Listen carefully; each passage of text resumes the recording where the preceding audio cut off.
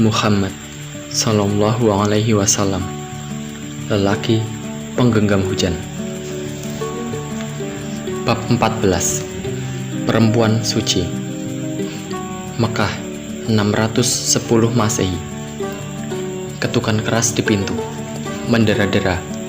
Khadijah, perempuan yang dimuliakan itu, yakin siapa yang ada di sebaliknya. Dirimu. Hanya saja Khadijah tak mengerti mengapa ketukan di pintu harus sekuat itu. Ada apa dengan belahan jiwaku? Merapikan lembar kain yang menutupi sebagian rambut, Khadijah bangkit dari duduknya. Dia menyiapkan ekspresi terbaik untuk menyambut kedatanganmu. Meyakinkan diri tidak ada yang salah dengan penampilannya. Penampilan perempuan yang telah melewati usia setengah abad, tetapi masih memancarkan keagungan pada wajah dan seluruh sosoknya. Matanya masih jeli, kulit wajahnya berseri, bentuk dan gerak tubuhnya terjaga. Khadijah menghampiri pintu dengan perasaan was-was. Perasaan tak keruan yang berlipat ganda ketika dia melihat dirimu berdiri dengan cara yang tak biasa persis di hadapannya. Apakah Khadijah merasakan wajahmu yang empati dan selalu membuat jatuh cinta menjadi pusat dan nyaris kehilangan cahaya? Apakah Khadijah berpikir tubuh gegahmu menjadi menggigil seperti baru saja diguyur hujan paling deras sepanjang tahun? Apa yang terjadi kepadamu, wahai lelaki yang terjaga dari dosa? Engkau memburu dipan yang di sana dirimu biasa menikmati tidurmu yang sedikit. Khadijah mengikuti langkahmu tanpa suara. Selimuti aku, katamu. Apakah engkau tengah merasakan kegalauan yang tak terperi? Khadijah sigap menarik selimut yang dia harapkan mampu sedikit mengurangi apapun yang mengganggu perasaanmu. Engkau merebahkan kepalamu ke pangkuan Khadijah. Apakah perempuan suci itu merasakan sungguh beban luar biasa tengah menghantam jiwa suaminya? Khadijah mengerti itu, meski dia belum tahu cerita apa yang ada di sebaliknya. Apakah aku sudah menjadi seorang kahin, Khadijah?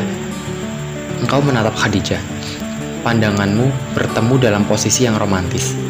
Setidaknya dalam ketidaktentuan yang begini menghunjam, engkau masih memiliki Khadijah, istri yang begitu melengkapi. Sekarang, apakah engkau berpikir nasibmu telah menyamakan dirimu dengan seorang kahin? Kejadian di Gua Hiro, tempatmu menyepi, apakah tidak memberikan kemungkinan lain? Bukankah ketika itu engkau merasakan kehadiran suatu makhluk yang nyaris tak terdefinisikan, kecuali dia terlihat seperti bersayap? Bacalah, kata makhluk yang terlihat juga menyerupai manusia itu. Aku tidak bisa membaca, jawabmu sejujur-jujurnya. Seperti kebanyakan orang Mekah, engkau memang tidak terbiasa membaca. Lagi pula, tidak ada benda apapun untuk dibaca. Tidak ada lembar papirus atau batu pertulis. Membaca apa? Makhluk itu lantas mendekapmu dengan pelukan yang keras, sesuatu yang membuatmu begitu sulit bernafas. Pelukan itu mereda kemudian. Bacalah, engkau belum mengerti. Aku tidak dapat membaca. Berulang, sosok itu meraihmu ke dalam dekapannya hingga sempit nafasmu sesak jadinya. Bacalah, katanya sekali lagi setelah melepaskan dekapan yang menyakitkan. Engkau menggeleng. Apakah engkau mulai merasakan ketakutan di dadamu? Aku tidak bisa membaca. Kali kesekian, sosok itu memelukmu dengan cara yang sama, kemudian melepaskanmu dengan cara yang sama pula. Dia lalu berkata tanpa jeda, bacalah dengan nama Tuhanmu yang menciptakan. Dia telah menciptakan manusia dari segumpal darah. Bacalah, dan Tuhanmu lah yang maha pemurah, yang mengajar manusia dengan pena. Dia mengajar kepada manusia apa yang tidak diketahuinya.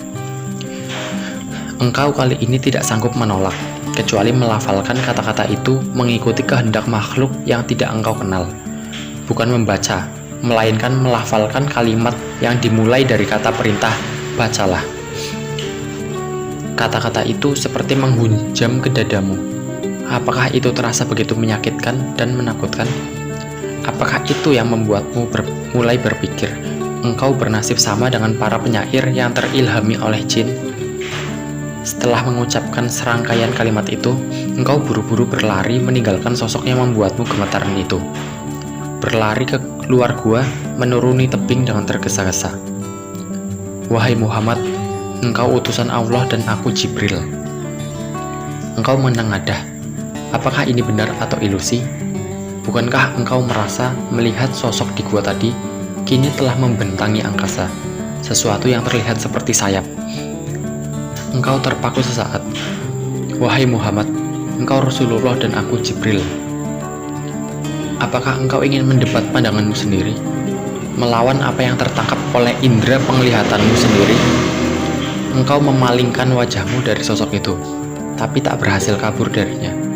Memalingkan pandangan ke utara, selatan, barat, dan timur, tetap saja bertemu dengan citra yang sama, sosok yang mengaku bernama Jibril. Setelah akhirnya makhluk itu lenyap, engkau melarikan kakimu lebih kencang dibanding kapanpun. Tidak engkau pedulikan perih permukaan kulitmu ketika bergesekan dengan tekstur bebatuan terjal. Beberapa kali nyaris terjatuh. Engkau tetap melajukan larimu. Apakah engkau ingin buru-buru sampai di rumahmu? Ingin segera berada dalam pelukan Khadijah? Apakah aku sudah menjadi seorang kahin Khadijah? Wahai manusia yang tak menerima penyekutuan Tuhan, apakah pemikiran bahwa dirimu berada di bawah kekuasaan jin sungguh terasa begitu menyedihkan? Para penyair di tanah Arab konon seringkali mendapatkan kata-kata provokatif mereka dari bisikan jin. Engkau nyata-nyata tidak ingin kejadian itu menghampiri dirimu. Khadijah memelukmu. Tuhan tidak akan bertindak kasar dan sewenang-wenang, sayangku, ujarnya dengan kelembutan yang tak tertandingi. Engkau baik hati dan penuh perhatian terhadap keluargamu. Engkau bantu orang miskin dan mengangkat beban mereka. Dirimu bekerja keras untuk mengembalikan moralitas yang telah hilang dari orang-orangmu. Engkau menghormati tamu dan segera membantu mereka yang mengalami kesulitan. Tidak mungkin Tuhan menjadikanmu kahin, sayangku. Mungkinkah Khadijah merasakan ada sesuatu yang membahana di dalam dadanya? Perasaan ingin menyerap duka yang ada pada dirimu. Biarkan itu menjadi dukanya, bukan milik suami tercinta. Dalam kebergantungan sesaatmu kepadanya, seperti saat ini, apakah Khadijah menyadari sebuah arus kasih ingin dia berikan untuk laki-laki yang di matanya senantiasa mulia? Mulia ketika engkau dahulu masih seorang pemuda yang terpercaya, dan senantiasa mulia setelah kini pernikahan engkau dengannya telah belasan tahun lamanya. Apakah selalu seorang lelaki tampak begitu layak dicintai ketika dia berada dalam titik kebergantungannya, titik kerapuhannya? Khadijah mendekapmu selagi ingatannya terseret ke masa lalu. Belasan tahun lalu, ketika dia dan dirimu adalah dua orang yang baru saja saling mengenal. Khadijah saudagar kaya yang suci dalam berdagang juga berperilaku, dan engkau pemuda cemerlang yang reputasinya diamini oleh seluruh penduduk Mekah. Kehidupan kota di Mekah memberi kesempatan luas bagi Khadijah untuk berkembang dalam bisnis. Sementara itu, dirimu begitu masyhur dengan sebutan yang dapat dipercaya. Tidak pernah berbuat curang atau berkata bohong. Tidak pernah menyakiti orang-orang dan selalu berbuat baik. Ketika itu, engkau baru saja kembali dari Suriah dalam ekspedisi dagang yang membawa pulang barang-barang milik Khadijah. Sebuah perniagaan yang menghasilkan keuntungan berlipat ganda. Engkau mempresentasikan perjalanan dagangmu di depan Khadijah, menceritakan barang apa saja yang terjual dan berapa keuntungan yang engkau dapatkan. Sementara suara jernihmu menjelaskan detail perniagaan yang engkau lakukan, Khadijah tidak terlalu menyimaknya. Tentang kehebatanmu, dia telah lama mendengar dari orang-orang. Tentang kejujuranmu, itu sudah menjadi buah pembicaraan. Jadi, ketika engkau pulang ke Mekah dengan membawa segala kesuksesan, itu sekadar sebuah konfirmasi. Memang sudah seharusnya begitu. Ada hal lain yang jauh lebih membuat Khadijah tertarik, yakni dirimu. Tatapanmu yang murni, berjarak sangat jauh dari kelaliman, kelicikan, dan kekerasan. Sesuatu dari wajahmu memberi aura yang dominan, menaklukkan tempat bersandar yang benar. Suaramu sungguh jernih dan melenakan, teratur dan penuh kesopanan, menghargai lawan bicara dan menenangkan. Bukankah selain pesona fisiknya yang nyaris tak tertandingi, pemuda manapun dari pelosok Mekah, ada sesuatu yang begitu istimewa dari aura wajahnya? Khadijah mulai menginterogasi dirinya sendiri. Engkau dengan keremajaan usiamu menampakkan sebuah kematangan perjalanan batin. Mungkin tertempa oleh beratnya perjalanan hidup yang engkau jalani. Wajahmu memancarkan semacam daya tarik yang bercahaya, sesuatu yang tulus, alim, tak berdosa, dan semacam magnet bagi siapa saja. Aku lahir lebih dahulu sebelum dia. Masihkah ada peluang agar dia bersedia menikahiku? Khadijah sampai pada kesimpulan yang tidak bertele-tele. Dengan segala kekagumannya kepadamu dan keutamaan statusnya yang tak tersentuh sembarang orang, menikah adalah sebuah pilihan yang tidak berlebihan. Khadijah seorang janda mulia, kekayaannya didapat dengan cara yang murni, perdagangan yang terjaga dari tindakan curang, rente, atau mengurangi timbangan. Perilakunya sungguh teruji. Itulah mengapa orang-orang menjulukinya sebagai perempuan suci. Suaminya meninggal, kini dia sendiri. Memiliki seorang pelindung yang terpercaya tentu sebuah harapan yang begitu dia damba. Engkau memenuhi semua kriteria itu. Namun, bersediakah dirimu? Setelah keberhasilan perniagaan ke Suriah itu, Khadijah melibatkan seorang sahabatnya, Nufaisah, untuk mengurai persoalan pelik yang membelit hatinya, cinta. Karena engkau kemungkinan tidak cukup percaya diri melamar Khadijah atas pertimbangan status sosial dan ekonomi, perempuan mulia itu pun mengirim Nufaisah untuk menanyakan sebuah kemungkinan. Apakah engkau mau menikahinya jika dia bersedia menjadi istri bagimu? Putra pamanku, aku mencintaimu karena kebaikanmu kepadaku, juga karena engkau selalu terlibat dalam segala urusan di tengah masyarakat, tanpa menjadi partisan. Aku menyukaimu karena engkau dapat diandalkan, juga karena keluhuran dan kejujuran perkataanmu. Kalimat itulah yang kemudian disampaikan Khadijah kepadamu melalui Nufaisah. Khadijah mengundangmu ke rumahnya, mengungkapkan perasaannya dan menyerahkan keputusan selanjutnya di tanganmu.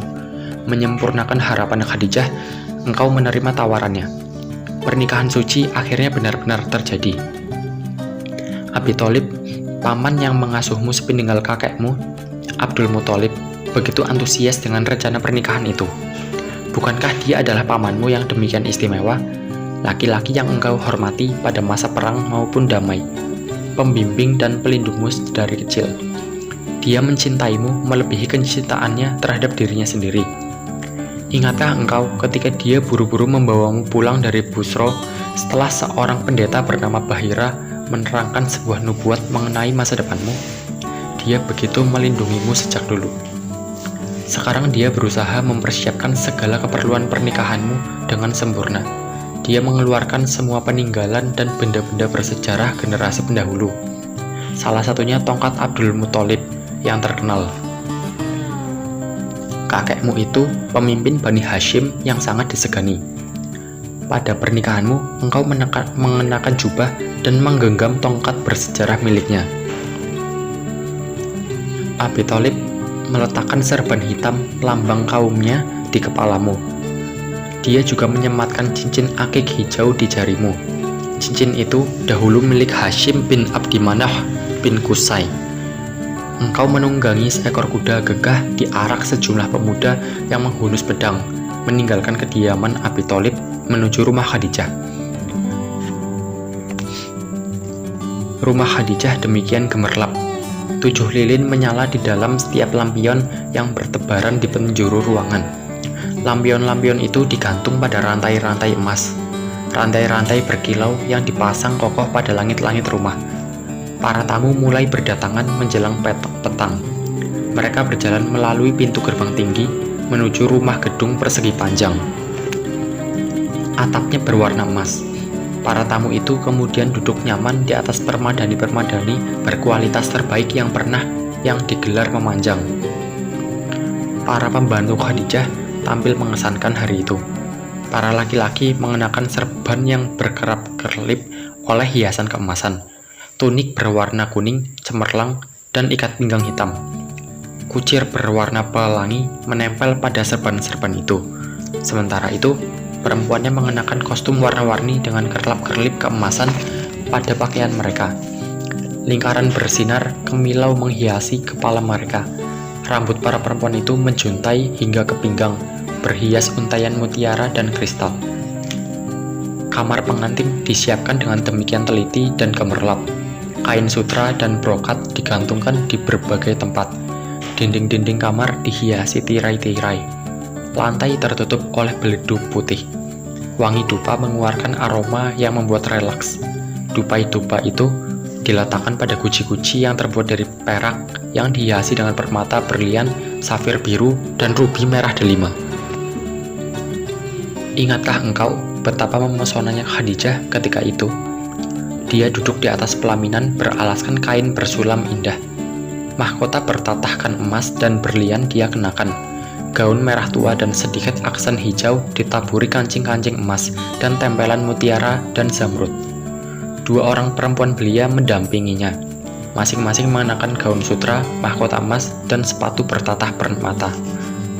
Sudah belasan tahun, dan Khadijah masih mampu merasakan geletar yang sama di nadinya setiap menatap wajahmu.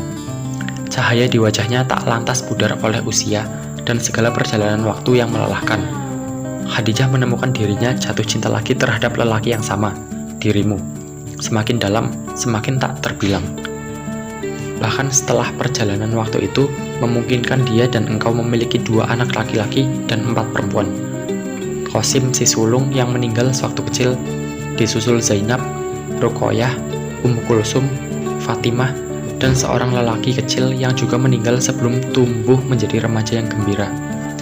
Apakah Khadijah merasa dirimu terjebak dalam kondisi yang begitu berantakan, emosional, ketakutan, dan penuh prasangka terhadap nasibnya? Apakah Khadijah merasakan sebagian besar dirinya ikut luruh? Namun, nyata-nyata dia mengambil peran dengan baik, menjadi penopang yang kukuh, agar engkau tetap mampu bertahan. Engkau tak meragukan pengetahuan Warokoh mengenai hal-hal semacam ini, bukan, suamiku? Engkau mengangguk dalam pangkuan Khadijah tanpa mengucapkan apa-apa. Sepupuku itu mempelajari kitab-kitab suci. Jika engkau mengizinkan, aku akan menemui Warokoh dan menanyakan apakah dia mengerti apa yang menimpamu saat ini. Engkau mengangguk lagi. Apakah kali ini engkau pun menemukan dirimu jatuh cinta lagi terhadap perempuan yang sama, Khadijah, perempuan mulia yang bagimu tidak tergantikan oleh seluruh perempuan di dunia?